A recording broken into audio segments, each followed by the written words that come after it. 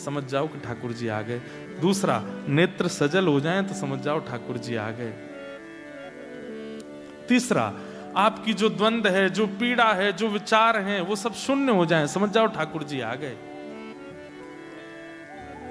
तो जिन्होंने ये भाव कहा है कि गीत गोविंद सुन के ठाकुर जी आते हैं, निश्चित आते हैं।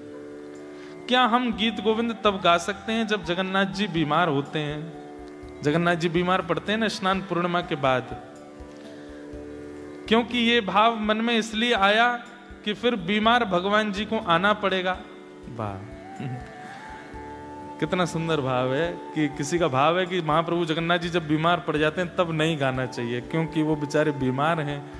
अब कई लोगों के मन में प्रश्न आ रहा होगा, बताओ ये भी कोई बात है, जगन्नाथ जी बीमार पड़ते हैं? हाँ पड़ते हैं। महाप्रभु जगन्नाथ जी मानव लीला करते हैं, मानवों की तरह लीला करते हैं। और बीमार पड़ने के बहुत सारे कारण हैं। उसमें एक कारण यह है, एक माधवदास नाम का भक्त था, वो नित्य दर्शन करने जाता था, लेकिन उसको रोग हो गया और वो दर्शन नहीं कर पा रहा था। तो ठाकुर जी बोले ठीक है तुम्हारा रोग हम ले लेते हैं। एक तो उसके लिए ठाकुर जी ऐसे हो जाते हैं। दूसरा एक रहस्य बताएं आपको, जगन्नाथपुरी में एकादशी नहीं होती। श्री जगन्नाथ भगवान एकादशी नहीं करते और ना किसी को करने देते हैं, बल्कि जगन्नाथपुरी में नियम है कि एकादशी वाले दिन तो आकंठ पाना चाहिए और दिन से ज्यादा।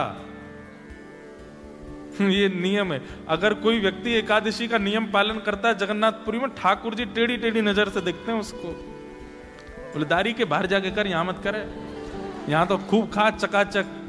अच्छा, उसके पीछे कारण, एकादशी पर अन्न नहीं पाया जाता, और अन्न जो है वो मानव के द्वारा बनाया जाता है, मानव के द्वारा सिद्ध किया जाता है। पर जगन्नाथपुरी में जो प्रसाद है वो महाप्रसाद है, और उसको लक्ष्मी मैया बनाती हैं।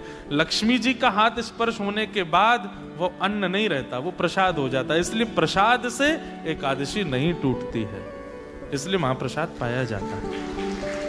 हम आपको एक बात निवेदन करके कह दें, आप एकादशी नियम करते हैं और उसी समय वृंदावन से कोई आया और राधा वल्लभ जी, राधारमण जी का प्रसाद आपके घर एकादशी को लेकर के आया। अब नियम है कि प्रसाद हाथ में आवे तो इतना विलंब भी नहीं करना चाहिए कि मैं शाम को पाऊंगा या रात को पाऊंगा या थोड़ी देर बाद।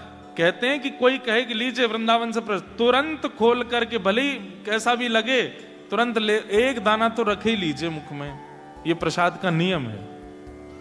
इसके पीछे कारण बताते हैं, बोले तुमने छोड़ दिया, 1 घंटा बाद पाएंगे, और अगले आधे घंटे में मृत्यु हो गई तो, प्राण निकल गए तो। इसलिए प्रसाद जब आ जाए सामने, भले ही पेट भरा है, भले ही आप किसी अवस्था में, कुछ भी कोई कह दे ये प्रसाद है, प्रसाद शब्द सुनते ही तुरंत एक तिनका ही सही लीजिए और तुरंत मुख में धर लीजिए।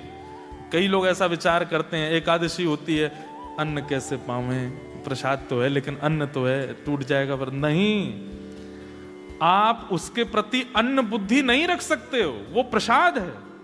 और अगर उसके प्रति प्रसाद बुद्धि है तो प्रसाद से एकादशी नहीं टूटती, इसलिए उसको पा लीजिए तुरंत। अन्न पाने को निषेध है। तो किसी का भाव है कि उस दिन क्यों गा में बढ़िया अच्छा मत गाएगा, हम तो नियम बताते हैं कथा में, गाड़ी चल रही हो खूब तेज रफ्तार में, उस समय गीत गोविंद मत गाना। ठाकुर जी कहेंगे नहीं धीरे कर ले, मुंह को दौड़ो ना जा रो।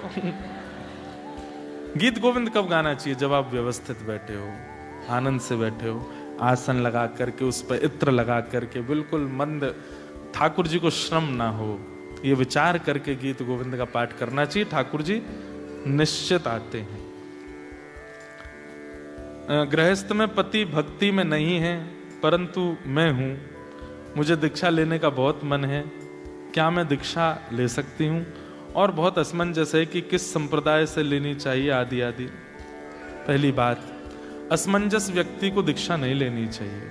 आपको पहले तो यही असमंजस है कि संप्रदाय देखिए, गुरु हम कथा में बताते हैं कि जिनकी वाणी आपको कृष्ण के समीप ले जा रही हो, जिनके विचार आपको और अच्छा बना रहे हो वैष्णवता में, जिन दोषों को आप कभी नहीं छोड़ पाए, जिन दुराचारों को आप कभी त्याग नहीं पाए, जिनके आने से वो सब स्पष्ट होने लग जाए, वो गुरु हैं आपके। फिर चाहे वो जिस संप्रदाय से हों, आप उनकी शरणागति ले सकते हैं। लेकिन अगर पति अनुकूल नहीं है, उनके भाव नहीं है, तो प्रतीक्षा करो, किशोरी जी से प्रार्थना करो, मानसिक गुरु बना लीजिए किसी को, क्योंकि फिर बेवजह द्वंद्व होगा घर में और फिर अपराध गुरु जी को भी लगेगा। इसलिए किशोरी जी से प्रार्थना करो, इनको हम अपने मन से गुरु मानते हैं, ये हमारे मन से गुरु बने रहें। अब जब पति अनुकूल हो जाएगा तब हम देह की दीक्षा कर लेंगे, ठीक है। तो शरीर की दीक्षा तो तब तक नहीं करनी जब तक व्यवस्था अनुकूल ना लगे।